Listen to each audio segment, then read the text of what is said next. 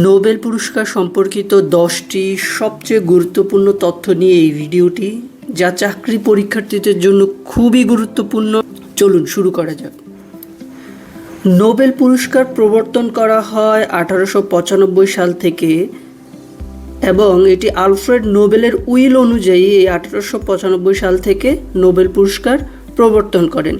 এবং এই যে আলফ্রেড নোবেল, তিনি হচ্ছেন সুইডিশের একজন বিজ্ঞানী যিনি ডাইনামাইট আবিষ্কার করেন এবং তার স্মরণে এই পুরস্কারটি প্রদান করা হয়। নোবেল পুরস্কার দেওয়া হয় 6টি খাতে। খুবই গুরুত্বপূর্ণ তথ্য। এই 6টি খাতের মধ্যে শুরুতে দেওয়া হতো 5টি খাতে। পরবর্তীতে 1968 সালে সেন্ট্রাল ব্যাংক অফ সুইডেনের অর্থনীতি খাতটিকে যুক্ত করেন। অর্থাৎ সেন্ট্রাল ব্যাংক অফ সুইডেন এই অর্থনীতি খাতটিকে নোবেল পুরস্কারের সাথে যুক্ত করা হয় কত সালে? 1968 সালে, এবং এটি প্রদান করা হয় 1969 সাল থেকে।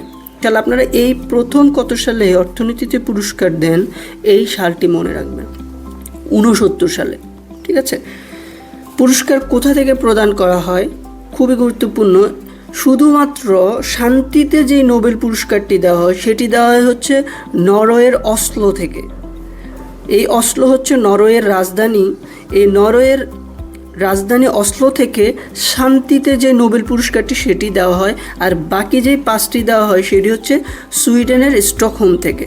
এই স্টকহোম হচ্ছে সুইডেনের রাজধানী। ঠিক আছে। এবং এটি প্রতি বছরের 10 ডিসেম্বর প্রদান করেন। এই পুরস্কারটা প্রদান করা হয় প্রতি বছরের 10 ডিসেম্বর। সর্বোচ্চ যেই নোবেল পুরস্কার প্রাপ্তি সংস্থা সেটি হচ্ছে ICRC, অর্থাৎ ইন্টারন্যাশনাল রেড ক্রস সোসাইটি। এই রেড ক্রস 3বার তারা নোবেল পুরস্কার পান। এবং আর জাতিসংঘের আরেকটি সংস্থা আছে UNHCR, তারা 2বার শান্তিতে নোবেল পুরস্কার পান। ঠিক আছে। এই UNHCR এর ফুল ফর্মটা আপনারা কমেন্টস করতে পারেন। এটি অসংখ্যবার এসেছে, লিখিত পরীক্ষাতেও আসে এটি। মরণোত্তর নোবেল নীতি, এটি নোবেল পুরস্কারের সাথে পরবর্তীতে ইমপ্লিমেন্ট করা হয়। 1974 সাল থেকে মরণোত্তর নীতি প্রণয়ন করেন এবং সেখানে বলা হচ্ছে যে মরণোত্তর কাউকে নোবেল পুরস্কার দেওয়া যাবে না। অর্থাৎ মৃত কোনো ব্যক্তিকে 1974 সাল থেকে নোবেল পুরস্কার দেওয়া হয় না। তবে নোবেল পুরস্কার করার পর বা হস্তান্তরের আগে কেউ যদি মারা যায় তাহলে তাকে সে পুরস্কার দেওয়া হবে বা তিনি সেই পুরস্কার পাবেন। খুবই গুরুত্বপূর্ণ। এটি 1974 সাল থেকে। এই সালটা মুখস্থ করে ফেলবেন, এই সালটা মনে রাখবেন। এরপরে একক খাতে সর্বোচ্চ বিজয়ী হচ্ছে 3 জন।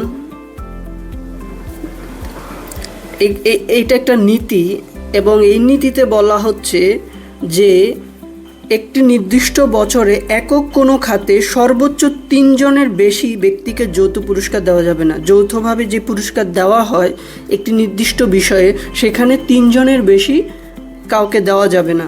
এটিও খুবই গুরুত্বপূর্ণ। সবচেয়ে কম বয়সী নোবেল পুরস্কার প্রাপ্ত যেই ব্যক্তি, সবচেয়ে কনিষ্ঠ হচ্ছে মালালা ইউসুফজাই। তিনি 17 বছর বয়সে শান্তিতে নোবেল পুরস্কার পান 2014 সালে। সর্বকনিষ্ঠ নোবেল বিজয়ী হচ্ছে মালালা ইউসুফজাই। তিনি পাকিস্তানের নাগরিক এবং 17 বছর বয়সে 2014 সালে তিনি শান্তিতে নোবেল পুরস্কার পান। খুবই গুরুত্বপূর্ণ একটি তথ্য। এবং সবচেয়ে বয়োজ্যেষ্ঠ যে সেটা হচ্ছে জন বি গুড এনাফ। তিনি 97 বছর বয়সে রসায়নে 2019 সালে এই পুরস্কারটি পান। গুড এনাফ নামটি খুব ইন্টারেস্টিং। গুড এনাফ, যথেষ্ট ভালো।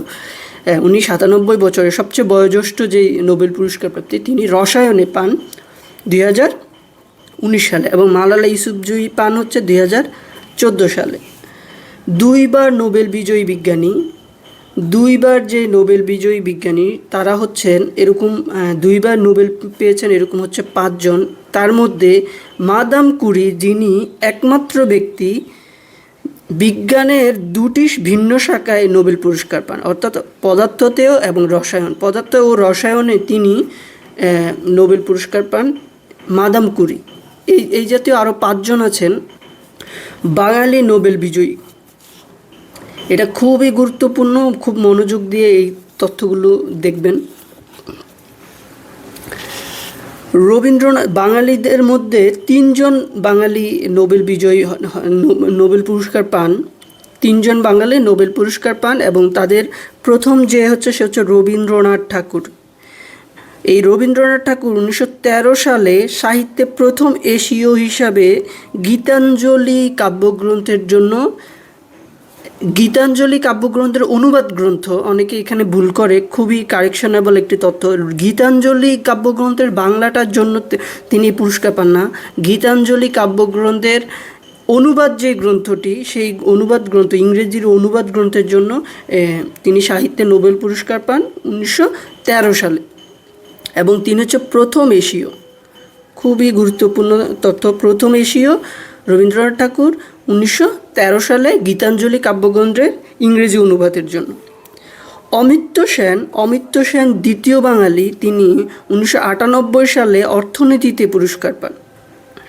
ডক্টর মোহাম্মদ ইউনুস বাংলাদেশের নাগরিক, তিনি শান্তিতে 2006 সালে